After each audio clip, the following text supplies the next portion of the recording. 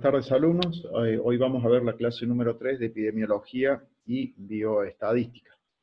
Vamos a buscar enlazar la epidemiología y su uso importante en los servicios de salud. O sea, nos vamos a responder para qué sirve la epidemiología en los servicios de salud y en la gestión de salud.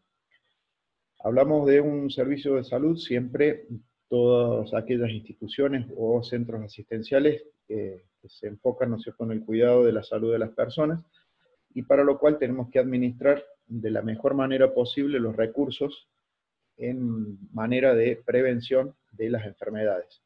Es por eso que la planificación de los servicios de salud es un proceso, ¿no es cierto?, donde se van a plantear algunos objetivos fundamentales y elegir algunos medios que van a ser los óptimos para alcanzar y cumplir esos objetivos sanitarios. El objetivo general, ¿no es cierto?, por el cual se incluye la epidemiología para los servicios de salud, es que a través de todos los indicadores epidemiológicos podamos tomar decisiones en cuanto a si un proceso puede ser prioritario o no, o a ese proceso se le pueden asignar o no los recursos, que como sabemos en el área de salud no siempre son los más abundantes, siempre trabajamos con escasos recursos, y enfocarlos todos hacia la prevención y la atención sanitaria de nuestra población. Hablamos entonces de algo que tiene que ver o cómo impacta la epidemiología en la salud pública a través del ciclo de planificación.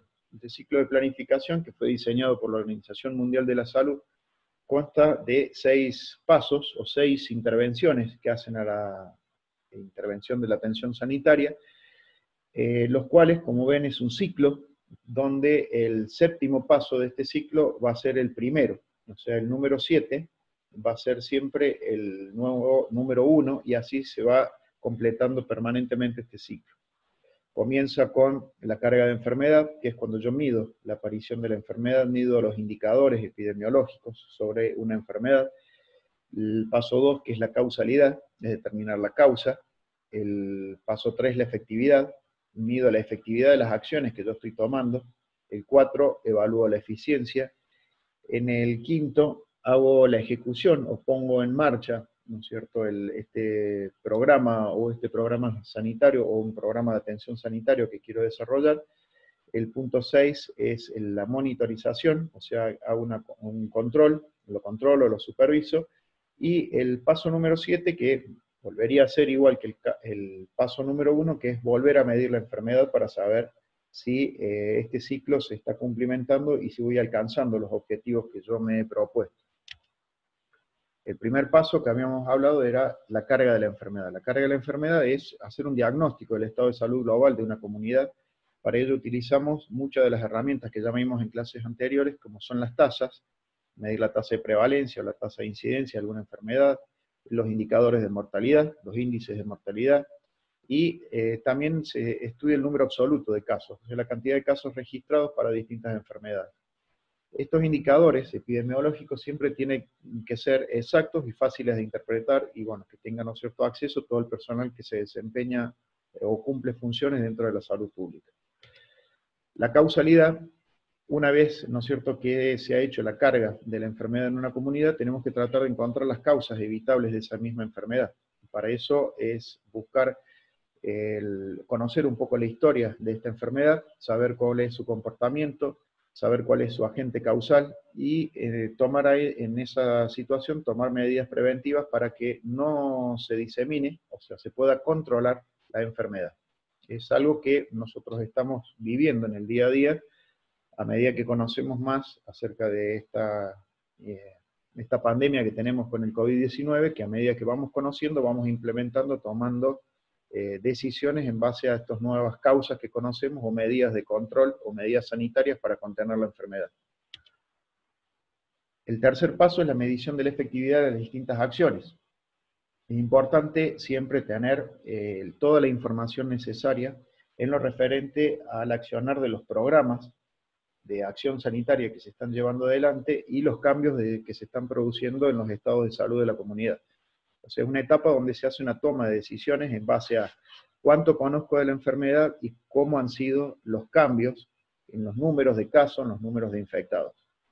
Estas relaciones, como podríamos señalar, que nos permiten evaluar un servicio de salud, lo podemos hacer desde el aspecto cuantitativo a través de indicadores numéricos, o si no, de un aspecto cualitativo, o sea, las características o la percepción que tenemos del trabajo de los servicios de salud.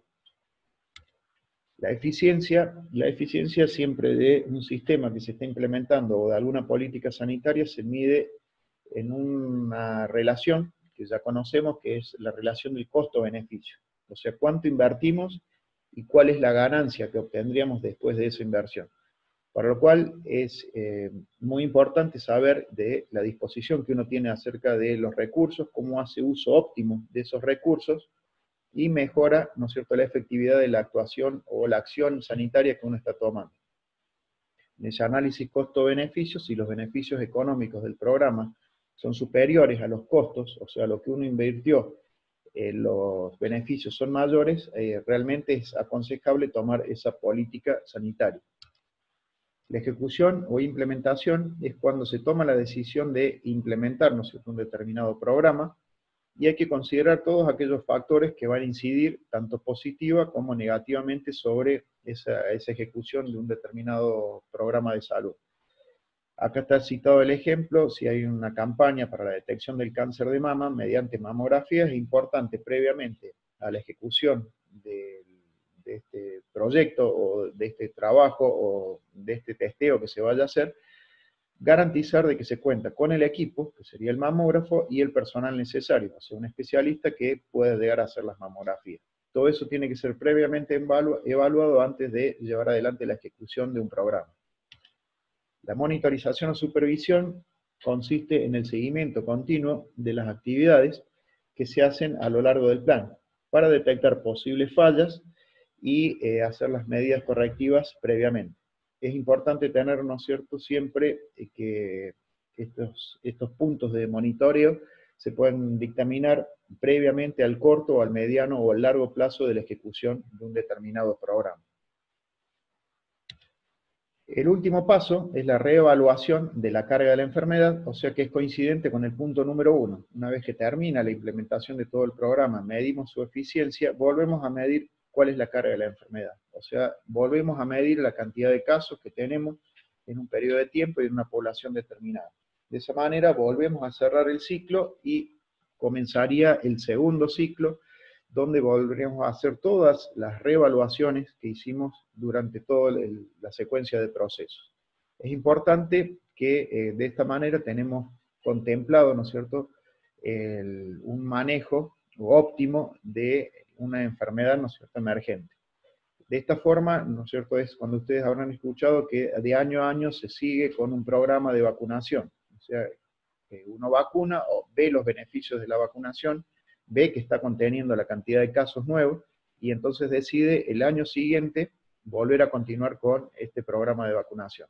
Creo que la vacunación es el mejor ejemplo para entender todo lo que ocurre en este ciclo de políticas sanitarias y el uso, ¿no es cierto?, que se le da a la epidemiología.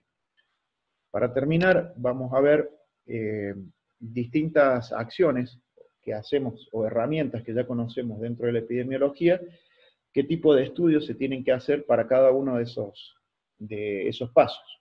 Por ejemplo, si yo quiero determinar la carga de enfermedad, vamos a tomar un hipotético caso de un estudio de encontrar la asociación que hay en el consumo de alimentos con mucha sal y la prevalencia de la hipertensión arterial. Si yo quisiera saber cuál es la carga de enfermedad, hago una encuesta donde voy a relacionar los controles de hipertensión con una respuesta que me daría la población sobre los niveles de tensión arterial. Si tuviese que encontrar la etiología, me voy a buscar estudios ecológicos, estudios observacionales o estudios experimentales, donde uno trata de ver alguna de estas variables, cómo se relacionarían con la causa de la hipertensión. Si quiero medir la efectividad en la comunidad, uso, ¿no es cierto?, los ensayos aleatorizados controlados, la evaluación de los programas de detección y estudios de observancia o estudios observacionales. Si quisiera medir la eficiencia, voy a hacer estudios de costo-beneficio. Si tuviese que evaluar la ejecución, los programas nacionales, es la mejor forma, como les había dicho con las vacunas, también, ¿no es cierto?, con el caso de la hipertensión. Si tuviera que monitorear la valoración del peso y del equipo, el efecto, ¿no es cierto?, sobre la calidad de vida, y cuando haga el último paso, que es la reevaluación, puedo hacer una nueva medición de las cifras de presión arterial para medir en nuestra población. Bueno, de esta manera terminamos la clase 3, ya dentro de poco va a estar subido en la plataforma.